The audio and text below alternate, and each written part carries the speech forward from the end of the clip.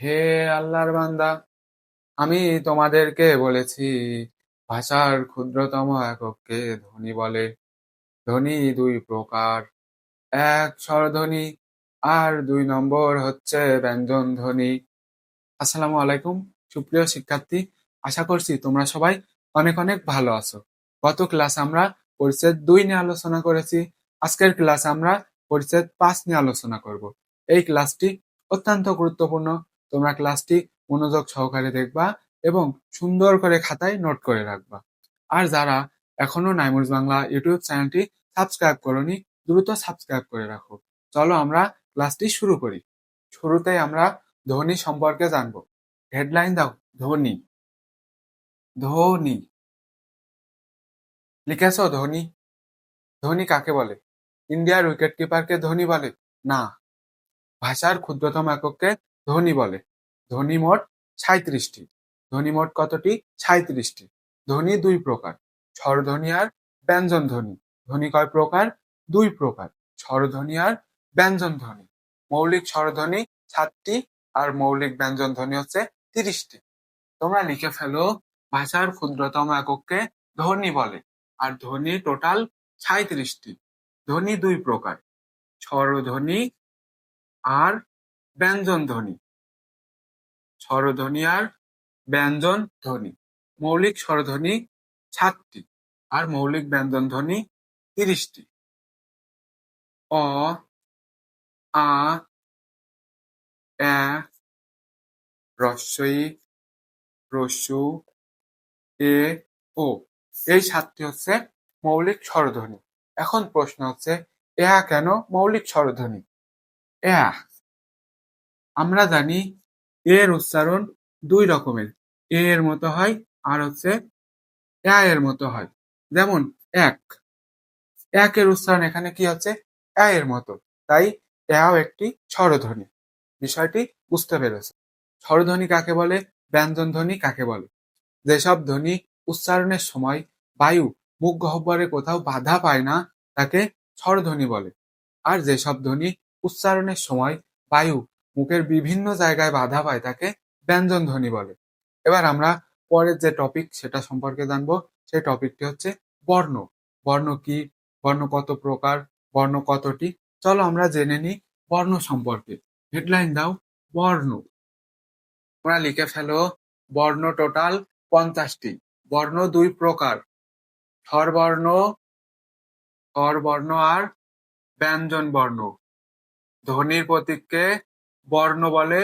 বর্ণ টোটাল 50টি। বর্ণ দুই প্রকার, স্বরবর্ণ আর ব্যঞ্জন বর্ণ।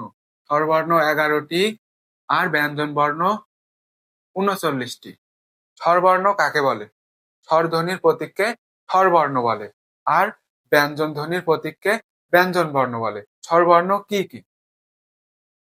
স্বরে অ, স্বরে আ, হ্রস্বই, দীর্ঘই, হ্রস্যু, দীর্ঘ, রি, এ, ওই, ও, ও। ছোটবেলার কথা মনে পড়ে যাচ্ছে না? তোমরা বুড়ো কালে এসেও কি অ পড়ছো? ছোটবেলায় যখন এটা না পারতে, তখন তোমার বাবা মা কি করতো? মাইর দিত, তাই না? হে আল্লাহর বান্দা, আমি তোমাদেরকে বলেছি, ভাষার ক্ষুদ্রতম একককে ধ্বনি বলে। ধ্বনি দুই প্রকার, এক স্বরধ্বনি আর দুই নম্বর হচ্ছে ব্যঞ্জন ধ্বনি। ধ্বনি মোট 37টি। স্বরধ্বনির সংখ্যা হচ্ছে 7টি আর ব্যঞ্জন ধ্বনি হচ্ছে 30টি। আমি তোমাদেরকে আরেকটি বিষয় বলেছি, সেটা হচ্ছে বর্ণ।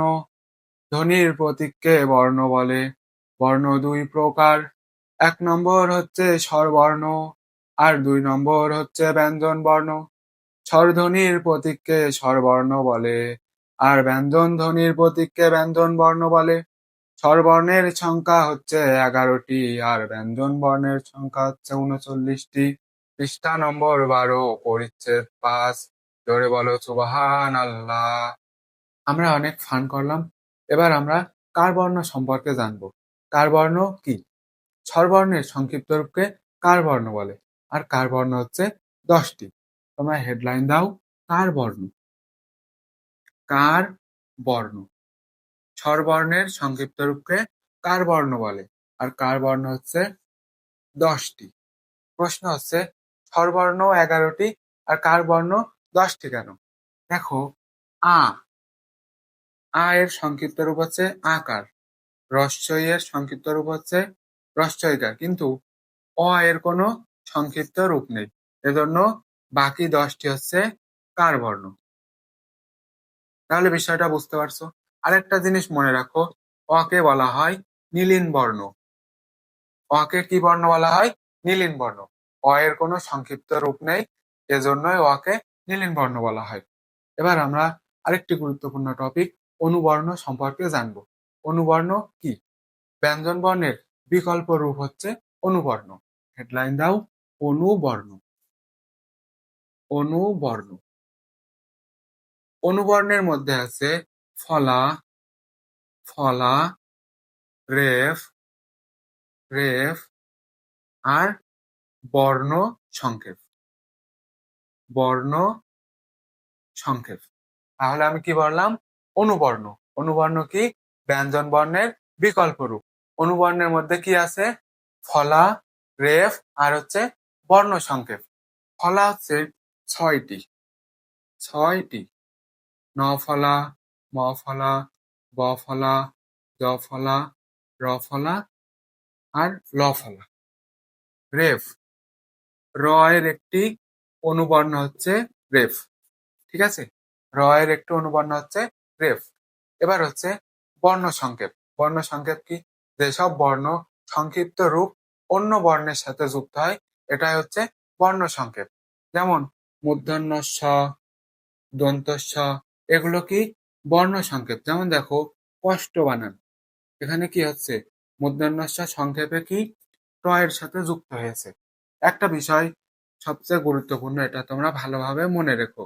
সেটা হচ্ছে ত এর বর্ণ সংক্ষেপ হচ্ছে হসন্ত ত। এটা হচ্ছে অনুবর্ণ। চলো আমরা নেক্সট টপিক নিয়ে আলোচনা করি। আমাদের ক্লাসের আমরা শেষের দিকে চলে এসেছি। আর মাত্র 2টা টপিক আছে, যুক্তবর্ণ আর সংখ্যাবর্ণ।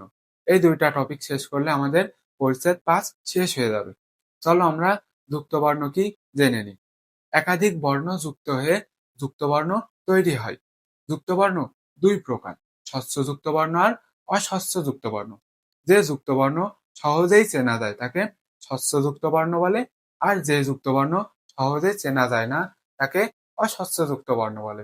আমি বোর্ডে কিছু গুরুত্বপূর্ণ যুক্তবর্ণ লিখে রেখেছি, যেগুলো তোমরা চাইলে নোট করে কিংবা স্ক্রিনশট দিয়ে রাখতে পারো।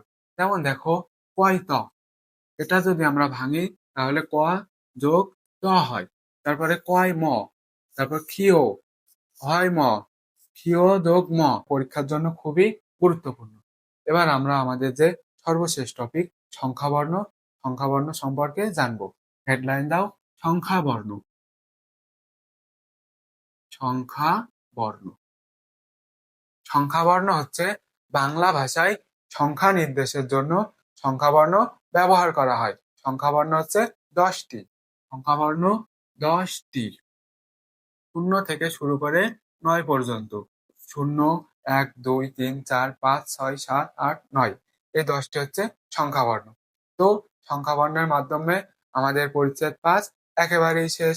তোমাদের পরিচ্ছেদ 5 নিয়ে আর কোনো চিন্তা নেই। তোমরা ক্লাসটি কোথা থেকে দেখছো এবং ক্লাসটি কেমন লাগলো অনুভূতি কমেন্টে জানিয়ে দিও। ধন্যবাদ সবাইকে। টাটা।